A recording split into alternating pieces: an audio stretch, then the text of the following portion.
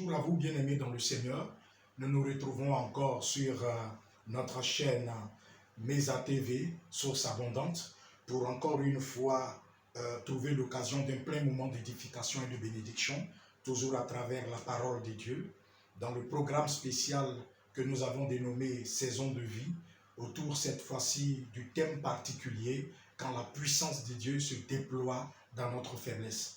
Un thème justement donc qui trouve sa pensée dans le texte biblique donc de 2 Corinthiens, le chapitre 12, le verset 9, et bien que nous aurons l'occasion donc de lire tout à l'heure. Et je voudrais donc que pour cette occasion, nous ayons donc encore l'occasion de nous recommander à la grâce de Dieu pour ce que nous aurons l'occasion donc de partager et d'entendre, afin que par cette parole, eh bien, nous trouvions l'occasion d'être pleinement bénis par le Seigneur.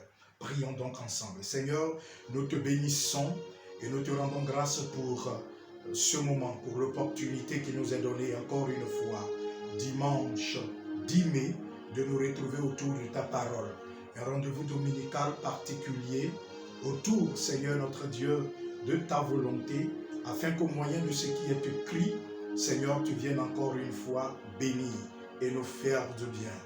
Merci pour cette circonstance particulière, au nom de Jésus-Christ. Amen.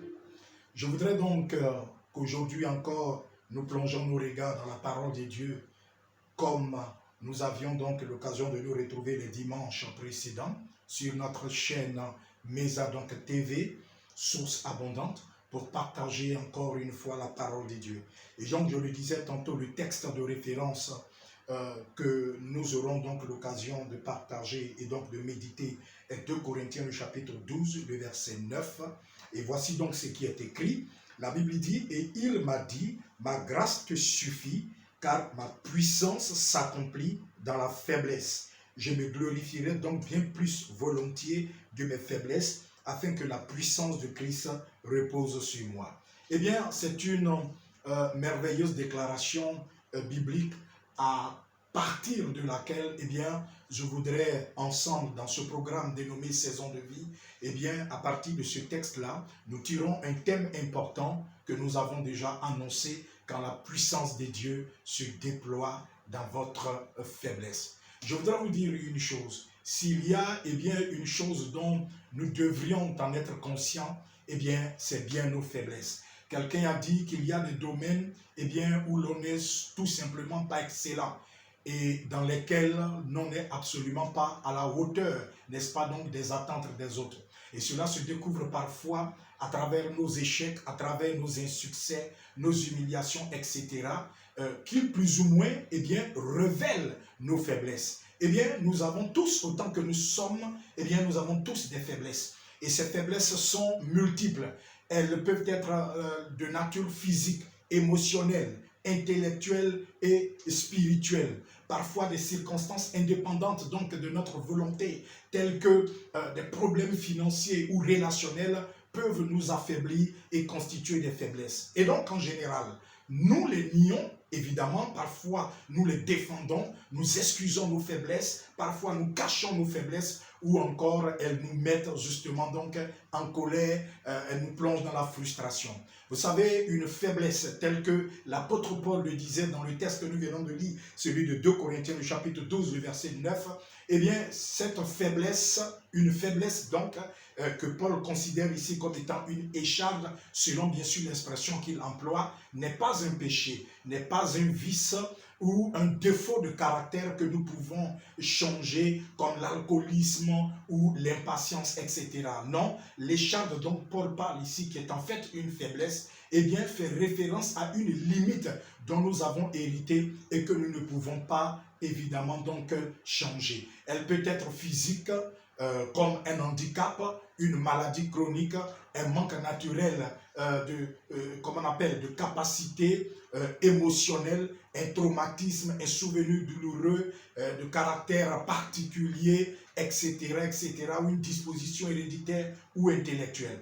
Mais je voudrais dire que le désir de Dieu, est de manifester sa puissance dans notre vie, est de manifester justement donc sa toute puissance dans chaque domaine de notre vie. Et à travers le thème, quand la puissance de Dieu se déploie dans votre faiblesse, eh bien, nous voulons vous inviter à vivre de formidables exploits de Dieu dans votre vie. Car nous croyons que au-delà de vos faiblesses, au-delà de toute situation qui pourrait être reconnue comme étant une faiblesse dans votre vie et qui vous placerait dans l'incapacité de faire ceci ou de faire une quelconque autre chose, nous croyons que la puissance de Dieu est susceptible de venir se déployer dans votre faiblesse et vous rendre capable d'accomplir des exploits auxquels Dieu vous appelle à accomplir. Et donc, dans la pensée de notre exhortation, quand nous parlons de la puissance de Dieu qui se déploie dans la faiblesse d'un homme, nous voulons partager pour ce dimanche-ci 2 vérités importantes. Alors je commence avec la première en disant que la puissance de Dieu se déploie dans notre faiblesse en un, quand nous reconnaissons nos limites personnelles ainsi que notre besoin de Dieu. En vérité, Dieu se souvient, je dirais que Dieu a souvent donc agi là où la dépendance d'un homme, là où la dépendance d'une femme s'affirme vis-à-vis de lui. Car la puissance bénéfique de Dieu n'est manifeste qu'à ceux-là qui reconnaissent bien évidemment leurs propres limites ainsi que leurs besoins de la grâce de Dieu. Et Jésus pouvait le dire dans Jean le chapitre 15, le verset 5, « Car sans moi, vous ne pouvez rien. » Il a fallu que, évidemment, le paralytique couché à la porte de la piscine de Bethesda reconnaisse d'abord ses limites en sollicitant la faveur de Dieu pour que la puissance du Seigneur le libère de son infirmité. Nous pouvons le voir donc dans Jean le chapitre 5. Nous avons, au travers de la parole de Dieu, nous découvrons qu'il a fallu que le père de l'enfant lunatique reconnaisse d'abord ses limites et les détresses de son fils en se tournant vers Christ pour que, évidemment, la puissance de Dieu apporte la libération. Nous pouvons le voir dans Marc le chapitre 9, le verset, je crois, 14 à 29. Je voudrais encore dire qu'il a fallu que Bartimée, le mendiant aveugle, reconnaisse d'abord ses limites et sollicite la miséricorde du Seigneur en se tournant justement donc vers Christ pour que la puissance de Dieu lui apporte la guérison. Selon Marc le chapitre 10, le verset 46 à 50, il a fallu également que les disciples du Seigneur, bien évidemment, reconnaissent d'abord la limite de leurs ressources pour que la puissance de Dieu multiplie leurs 5 pains et les 2 poissons que nous voyons donc dans Matthieu, le chapitre 14, le verset 17 donc à 20. Ainsi, je voudrais vous dire ceci, bien-aimés. Aussi brillant que vous puissiez être, il y a des choses que vous ne pourrez nullement accomplir par votre propre intelligence. Aussi fort que vous puissiez être, il y a des choses que vous ne pourrez accomplir par vos propres efforts. Aussi capable que vous puissiez être, il y a des choses que vous ne pourrez accomplir par votre propre ressource. Et là où votre intelligence n'y peut rien, reconnaissez votre besoin de Dieu. Là où vos efforts n'y peuvent rien, reconnaissez votre besoin de Dieu. Là où toutes vos actions n'y peuvent absolument rien, parce que vous avez essayé, reconnaissez votre besoin de Dieu. Je voudrais vous dire que la force et l'indépendance de l'homme n'ont jamais impressionné donc le Seigneur. Quand vous vous sentez tout petit, c'est alors que, Dieu vous rappelle que vous devez dépendre de lui. Sachez que Dieu ne nous utilisera que lorsque nous cesserons de compter sur nos qualités, sur nos capacités.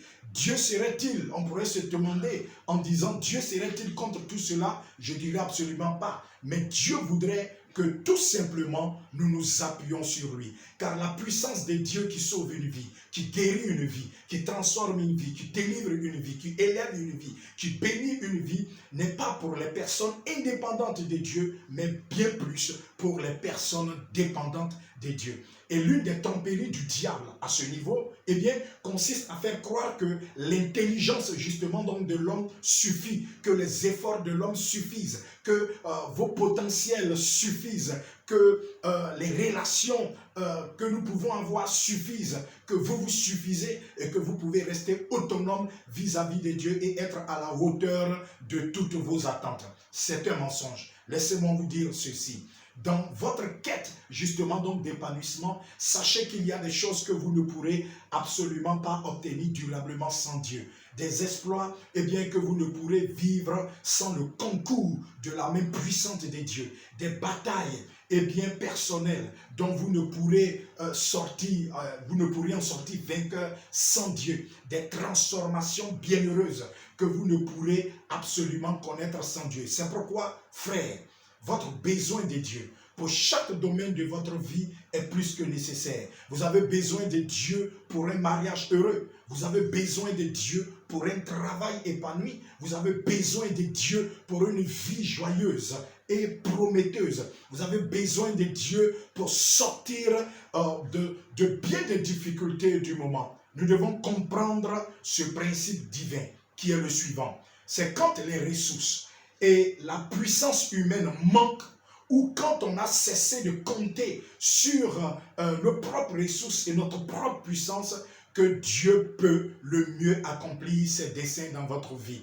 Car tout au long de l'histoire des hommes, et même lorsque nous parcourons les Saintes Écritures, nous remarquons que Dieu a toujours choisi et utilisé les gens qui étaient bien peu de choses, parce que, évidemment, leur dépendance toute particulière de Dieu, eh bien, lui a permis de manifester, eh bien, d'une façon admirable sa puissance, sa gloire et sa grâce dans leur vie. Et même lorsque Dieu a appelé certaines personnalités, il a fallu que ces personnes, eh bien, renoncent d'abord à compter sur leurs capacités et leurs ressources naturelles. Écoutez ceci, on ne peut ajouter à un verre déjà plein. Seul un verre qui est vide, dit-on, peut être comblé et rempli. Ainsi, Dieu ne donne sa force qu'à ceux-là qui sont sans force. Dieu ne procure son secours qu'à ceux-là qui n'ont évidemment aucun recours. Alors êtes-vous de ceux-là que Dieu désire remplir au constat de leur faiblesse? Alors je voudrais vous inviter à faire le choix de paraître devant Dieu comme un homme faible. C'est alors que sa puissance se manifestera dans votre vie. Faites le choix de paraître devant Dieu comme une femme faible et sa puissance abondera dans votre vie, abondera dans votre foyer, abondera dans chaque domaine donc de votre vie. Eh bien, quand la puissance de Dieu se déploie dans notre faiblesse, il y a en effet une deuxième vérité importante que je voudrais partager avec vous, qui est celle-ci. La puissance de Dieu se déploie dans notre faiblesse en deux. La puissance donc de Dieu se déploie dans notre faiblesse. Eh bien, quand notre faiblesse, quand nous reconnaissons bien sûr que notre faiblesse n'est pas dans l'absolu un handicap avec Dieu. Je répète, la puissance de Dieu se déploie dans notre faiblesse, se déploie dans notre vie, eh bien, quand nous reconnaissons que notre faiblesse n'est pas dans l'absolu, eh bien, un handicap pour Dieu. Vous savez, du point de vue général, une faiblesse a toujours été perçue, elle a toujours été considérée comme étant une infériorité, un désavantage. Mais avec Dieu, votre faiblesse n'est pas dans l'absolu perçue comme par lui d'ailleurs, comme un handicap qui l'empêcherait de faire des exploits, de manifester des exploits avec vous. En effet, la vision que Dieu a de votre faiblesse est différente. Dieu ne voit pas justement donc votre faiblesse comme un obstacle à la réalisation de ses desseins glorieux pour votre vie, ni non plus comme un motif de disqualification à l'accomplissement des grandes choses qu'il voudrait accomplir pour vous. Alors de ce point de vue, frères, sœurs, je vous exhorte donc en cela à ne jamais associer le mot obstacle à votre faiblesse, mais bien plutôt le mot possibilité. Car avec Dieu, nul n'est ni trop malade pour être guéri, nul n'est ni trop pauvre pour connaître la prospérité, nul n'est ni trop insignifiant pour connaître la renommée, nul n'est trop vieux pour faire telle ou telle chose, nul n'est non plus trop jeune pour accomplir telle ou telle chose. Et si le Seigneur n'employait que des gens parfaits, alors croyez-moi, rien ne se ferait absolument jamais, car aucun de nous n'est parfait, bien évidemment. Si Dieu, évidemment, n'employait que des personnes qui soient douées, alors il y a beaucoup de choses, presque rien ne se ferait, car nous ne sommes pas non plus tous des personnes talentueuses et douées. Si Dieu, ne se servait que des gens riches, alors rien ne se ferait jamais. car en effet, nous ne sommes pas non plus tous des personnes aux grandes ressources. En 1 Corinthiens, le chapitre 1, le verset 27, la Bible dit ceci: Dieu a choisi les choses folles du monde pour confondre les sages. Dieu a choisi les choses viles du monde, celles qu'on ne considère pas, pour confondre, n'est-ce pas, donc les fortes.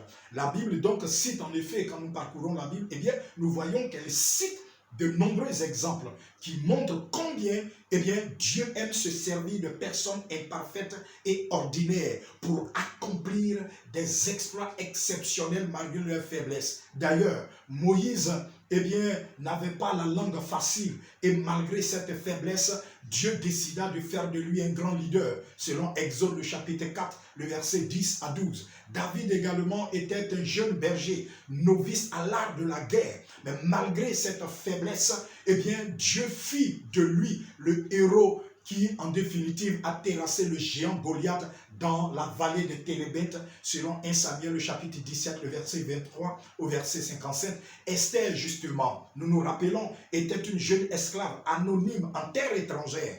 Et malgré cette faiblesse, Dieu fit d'elle une reine reconnue. Nous pouvons le voir dans tout le chapitre 2 du livre d'Esther. Ainsi, Dieu aime changer la faiblesse en force et il désire prendre votre plus grande faiblesse pour en faire un atout extraordinaire. Alléluia. Vous savez, rien ne peut vaincre une personne qui prend non sa force, mais sa faiblesse et l'offre à Dieu. Je répète, rien ne peut vaincre une personne qui prend sa force, qui prend non sa force, mais sa faiblesse et l'offre à Dieu pour qu'elle devienne une arme. Tel fut le chemin de tout cela que le Seigneur donc a utilisé. Alors moi je crois que au-delà de votre faiblesse, au-delà de tout ce qui a été identifié dans votre vie comme handicap, comme désavantage, comme infériorité, vous n'êtes pas disqualifié justement à la réalisation des grandes choses dans votre vie. Vous n'êtes pas disqualifié à l'accomplissement des exploits dans votre vie. Il suffit justement que nous tournons notre regard vers le Dieu capable qui peut toutes choses, alors sa puissance vient sur votre vie. Comment Dieu pourra-t-il agir dans votre vie? Comment la puissance de Dieu pourra-t-il se manifester puissamment et abondamment dans votre vie? En reconnaissant tout simplement que vous ne pouvez pas et que lui, il peut tout.